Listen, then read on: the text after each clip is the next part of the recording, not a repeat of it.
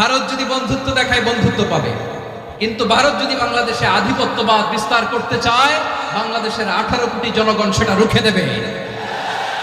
ভারত যদি গৌর গোবিন্দের ভূমিকায় নামতে চায়, দেশের 18 কোটি মুসলমান শাহজালালের ভূমিকায় নামবে। আমরা আমাদের দেশ নিয়ে যত ভাবি, তারা তার চেয়ে বেশি ভাবে। কথা বুঝতেছেন না? আরো ভেঙে বলতে হবে।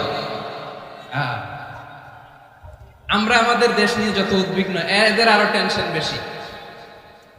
বলেন, আমাদের দেশে শান্তি আছে না নাই? আমরা হিন্দু মুসলিমে কখনো দাঙ্গা লাগে? আসতে বলেন, কেন লাগে? ওদের পূজা পর্বণে আমাদের মাদ্রাসার ছেলেরা যে পাহারা দেয়, চিল্লায় বলেন ঠিক কিনা? আমাদের তাফসীর মাহফিলের সময় ওরা ডিস্টার্ব করে, ঢোল বাজায় না। ওদের পূজা পর্বণের সময় আমাদের তাফসীর মাহফিলের ডেট হলে আমরা চেঞ্জ করে দেই। সুবহানাল্লাহ! কি সাম্প্রদায়িক সম্প্রীতির রোল মডেল! আর ওই বাংলাদেশের ব্যাপারে তারা অনেক ডিসইনফরমেশন ছড়াচ্ছিল। ভারতের অনেকগুলো গণমাধ্যম, আমি জেনারেলাইজ করব না, আমাদের প্রতিবেশী দেশের সব গণমাধ্যমকে আমি দোষ দিতে চাই না। অনেকগুলো গণমাধ্যম তারা ডিসইনফরমেশন শেয়ার করেছে। ডিসইনফরমেশন আর মিস ইনফরমেশনের পার্থক্য আছে। মিস ইনফরমেশন না জেনে ভুল বুঝে একটা মিথ্যা বা ভুল তথ্য ছড়িয়ে দেয়া, এটার ক্ষমা আছে, এটার কি আছে? আর ডিসইনফরমেশন মানে ইচ্ছা করে, প্ল্যান করে, ম্যাপ করে, ছক এঁকে মিথ্যা, গুজব, রটনা সোশ্যাল মিডিয়ায় ছড়ানো, এটার ক্ষমা আছে? আওয়াজ করে বলেন, ক্ষমা আছে? ভারতের কিছু গণমাধ্যম তাই করেছে। আমরা ব্যথিত হয়েছি, আমাদের হৃদয়ে রক্তক্ষরণ হয়েছে। আমাদের প্রতিবেশী দেশকে বলতে চাই, আমাদের দেশ নিয়ে আপনাদের ভাবার দরকার নাই। নিজের চরকায় তেল দেন, নিজের দেশ নিয়ে ভাবেন। গত মাসের ভয়েস অফ আমেরিকার রিপোর্ট, বাংলাদেশে সংখ্যালঘু জনগোষ্ঠী আগের চেয়ে বেশি নিরাপত্তা পাচ্ছে। Report voice of America, Muslim report নাকি? মুসলিম জরিপ, ভয়েস অফ আমেরিকা। কথা বোঝে নাই বোধহয়। ভয়েস অফ আমেরিকা কি আমাদের রিপোর্ট না? ভয়েস অফ আমেরিকার জরিপ, বাংলাদেশের সংখ্যালঘু জনগোষ্ঠী আগের চেয়ে ভালো নিরাপত্তা পাচ্ছে। শুধু এখানেই শেষ না, মাইক্রোসফটের একটা জরিপ শোনায় আপনাদেরকে। তারা সারা পৃথিবীতে গুজব, ভুয়া আর মিথ্যা নিউজ ছড়ানোতে কোন দেশ সেরা একটা রিপোর্ট করেছে। এর মধ্যে 1 নম্বরে এসেছে ভারতের নাম।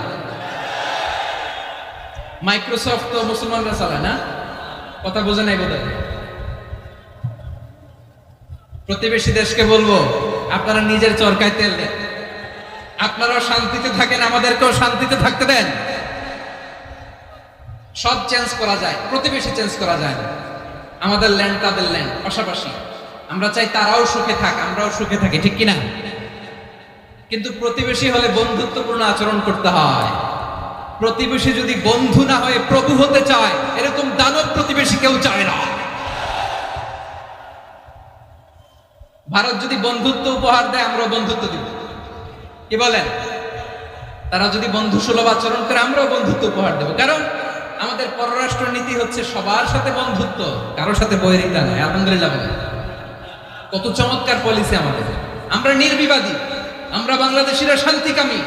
We are proud of that. এজন্য আমরা গর্ববোধ করি। আমাদের পররাষ্ট্র নীতি সবার সাথে বন্ধুত্ব, কারোর সাথে শত্রুতা নয়। তাই প্রতিবেশী দেশকে বলবো, আমার ভাইয়েরা, আপনারাও আমাদের ভাই, বন্ধুত্ব দিলে বন্ধুত্ব পাবেন। বন্ধুত্ব ইজ ওয়েলকাম, দাদাগিরি নয়। বন্ধুত্ব ওয়েলকাম, দাদাগিরি নয়। Loud and clear.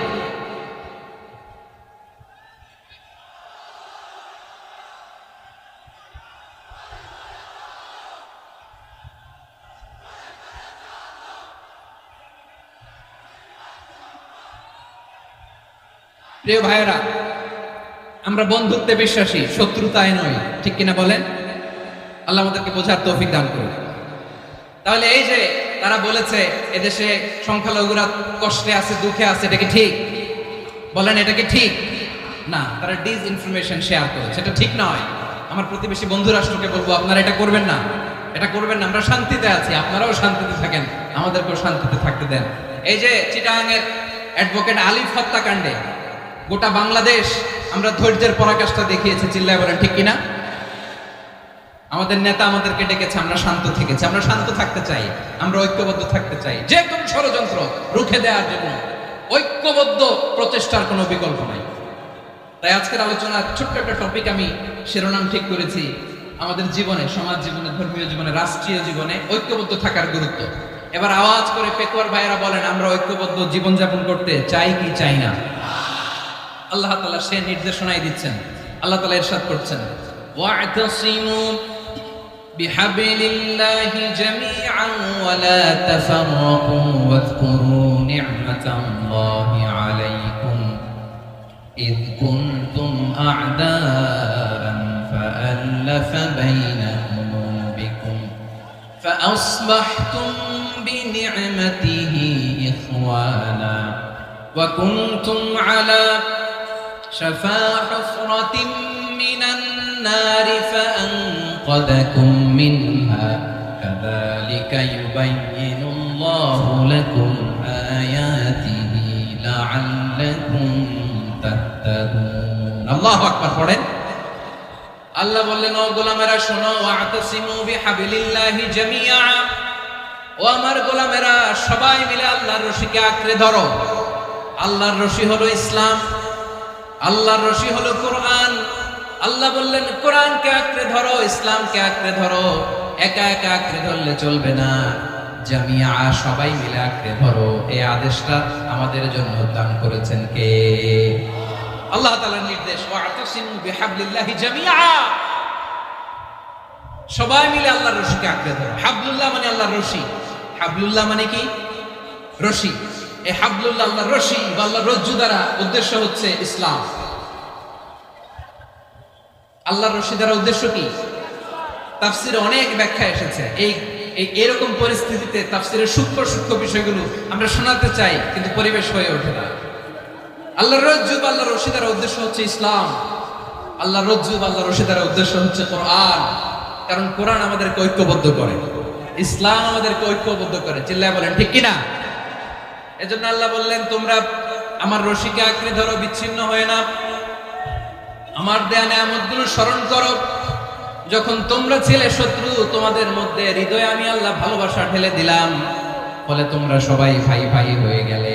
তোমরা সবাই ছিলে জাহান্নামের কিনারায়, জ্বলন্ত অগ্নিকাণ্ডের পাশে। আমি আল্লাহ দয়া করে ঈমানের বদৌলতে তোমাদেরকে আগুন থেকে ফেরালাম। আমি আল্লাহ দয়া করে তোমাদেরকে জান্নাতের পথ দেখিয়ে দিলাম। সুবহানাল্লাহ বলেন। এমন পথ দেখালাম যেই পথ তোমাদেরকে জান্নাতে নিয়ে যাবে, পথের দিশা তোমরা পাবে। লাআল্লাকুম তাহতাদুন। প্রিয় ভাইরা, তাহলে আমাদের যে ঐক্যবদ্ধ থাকতে হবে, এই নির্দেশটা কার? নাকি মন মতো আমি বানায় বলতেছি? আওয়াজ করে বলুন, নির্দেশটা কার? আল্লাহ। তাহলে আমাদেরকে ঐক্যবদ্ধ জীবন যাপন করতে হবে। প্রিয় ভাইরা, ইসলাম আমাদেরকে ঐক্যবদ্ধ করে। ইসলাম আমাদেরকে কি করে? সংঘবদ্ধ করে, ঐক্যবদ্ধ করে। বিচ্ছিন্ন হওয়া যাবে না। বিরোধ, বিচ্ছিন্নতা, মতানৈক্য, এগুলো আমাদেরকে ধ্বংস করে, আমাদেরকে দুর্বল করে। আর আমাদের ঐক্যবদ্ধ প্রচেষ্টা আমাদেরকে বিজয়ের দিকে এক ধাপ এগিয়ে নেয়। চিল্লায় বলেন ঠিক কিনা? এজন্য আল্লাহ বললেন, ওয়া'তাসিমু বিহাবলিল্লাহি জামিআ, তোমরা আল্লাহর রশিকে আঁকড়ে ধরো, তোমরা ঐক্যবদ্ধ জীবন যাপন করো, তোমরা বিচ্ছিন্ন হয়েও না। বিচ্ছিন্ন হইলে লস, ঐক্যবদ্ধ হলে সেখানে কল্যাণ আছে না নাই? মাইকে কি সমস্যা হয়েছে কোনো? এবার ঠিক আছে। প্রিয় ভাইরা, শেষ করে দেই না? তাইলে শেষ করে দিব তো। গত 2 দিন আগে এসে বসে আছেন, আর আমি আসার 20 মিনিটের মধ্যে উঠে যাচ্ছেন কেন? আর সহ্য হচ্ছে না? আর পারতেছেন না? হ্যাঁ, বসেন। যাদের খুব জরুরত তাদেরকে বের হইতে দেন। অনেকে সকাল থেকে বসে আছে, ওয়াশরুমে যেতে হবে, সারাদিন কিছু খায় নাই, পাগলের মতো বসে আছে। আমি জানি, সব রিপোর্ট আছে আমার কাছে। মেহেরবানি করে বিশৃঙ্খলা করবেন না, আল্লাহর ওয়াস্তে, আল্লাহর ওয়াস্তে। যাদের কষ্ট হচ্ছে বের হয়ে যান। আরো কয়েক মিনিট কথা বলে আমরা শেষ করব। আল্লাহর ওয়াস্তে, আল্লাহর ওয়াস্তে বলার পরেও এরকম বিশৃঙ্খলা করা মোটেও কাম্য নয়। প্রিয় ভাইরা, আল্লাহর ওয়াস্তে, এই শব্দটা কতবার ইউজ করেছি আমি, আল্লাহর ওয়াস্তে। আপনার বুক কাঁপে না? হ্যাঁ, ভয় হয় না আল্লাহ? একটু থামেন, একটু থামেন, মেহেরবানি করে। মেহেরবানি করে, এই তো, হ্যাঁ, মাশাআল্লাহ। আল্লাহর ওয়াস্তে ঐক্যবদ্ধ হতে হবে আমাদেরকে। আদেশটা কার? একটু আওয়াজ করবেন। ঐক্যবদ্ধ জীবন যাপন করতে হবে, আদেশটা কার? আমাদের আগে যে সমস্ত জাতি গোষ্ঠী ধ্বংস হয়েছে বিভেদের কারণে হয়েছে। বিশ্বনবী বলেন, বুখারীর বর্ণনা, ফাইন্নামা আহলাকাল্লাযীনা মিন ক্বাবলিকুম কাসরাতু মাসাইলিহিম ওয়া ইখতিলাফুহুম আলা আম্বিয়াইহিম। তোমাদের আগে ইহুদি নাসাররা যারা ধ্বংস হয়েছে, আমার গজবে উপনীত হয়েছে, দুইটা কারণ ছিল। নাম্বার 1, কাসরাতু মাসাইলিহিম, বেশি প্রশ্ন করত, প্রয়োজনে অপ্রয়োজনে নবীরা প্রশ্ন করে আটকাইতে চাইতো, এরকম ডাকাত ছিল তারা। 2 নাম্বার কারণ, ওয়াখতিলাফুহুম আলা আম্বিয়াইহিম, ইখতিলাফ করার কারণে, বিভেদের কারণে, পারস্পরিক বিরোধে জড়ানোর কারণে তারা ধ্বংস হয়েছে। এখন বলেন, আমরা কি আল্লাহর গজব চাই? আমরাও কি তাদের মতো ধ্বংস হতে চাই? এজন্য আল্লাহ তাআলা সূরা আল ইমরানের 105 নম্বর আয়াতে বললেন, ওয়ালা তাকুনু কাল্লাযীনা তাফাররাকু ওয়াখতালাফু মিন বা'দি মা জাআহুমুল বাইয়িনাত ওয়া উলাইকা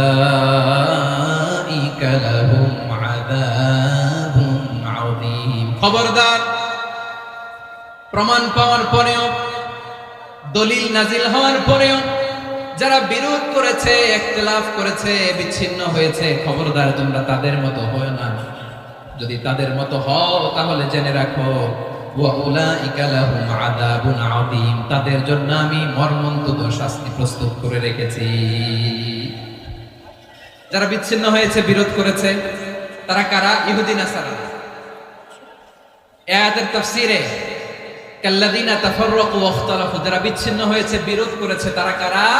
মুফাসসিরিন ইকরাম বলেছেন তারা ইহুদি নাসারা। আওয়াজ করে বলুন তো, তারা কারা? ইহুদি নাসারা। বিষ্ণু ঈসা ইসলাম সুনানে আবু দাউদ এবং তিরমিজির হাদিসে বলেন, ইফতারাকাতিল ইয়াহুদু আলা 71 ফিরকা, ইহুদিরা 71 দল হয়েছে। ইখতিলাফ করতে করতে কয় দল? সবাই বলে নাই, কয় দল? ওয়াফতারাকাতিন নাসারা আলা 72 ফিরকা, নাসারারা হইছে 72 দল। আওয়াজ করে বলুন তো, কয় দল? ওয়াসাতাফতারিকু হাদিহিল উম্মাহ বি73 ফিরকা। আর বিশ্বনবী আফসোস করে বলেন, আমার উম্মত হবে 73 দল। ইহুদি 71 দল, নাসারা 72 দল, আর আমার উম্মত, বুঝে থাকলে আওয়াজ করে বলেন। বিশ্বনবী বলেছেন, আমার উম্মত ভাগ হবে কয় দলে? কুল্লুহা ফিন্নার, সব জাহান্নামে যাবে, ইল্লা ওয়াহিদা, একটা দল ছাড়া। সাহাবারা বললেন, মান হিয়া ইয়া রাসূলুল্লাহ, সে নাজাত প্রাপ্ত জান্নাতি দল কোনটা? আপনি কি আমাদের বলবেন না? আপনি মেহেরবানি করে একটু বলে দেন তারা কারা। বিশ্বনবী বললেন, মা আনা আলাইহি ওয়া আসহাবি, আমি এবং আমার সাহাবারা যেই মতের উপর, যেই পথের উপর আছে, এই মত এবং পথের উপর যারা থাকবে তারাই জান্নাতের দল হয়ে যাবে।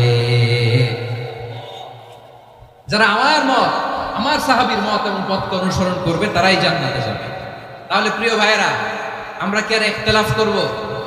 কাদা ছোড়াছুরি করব?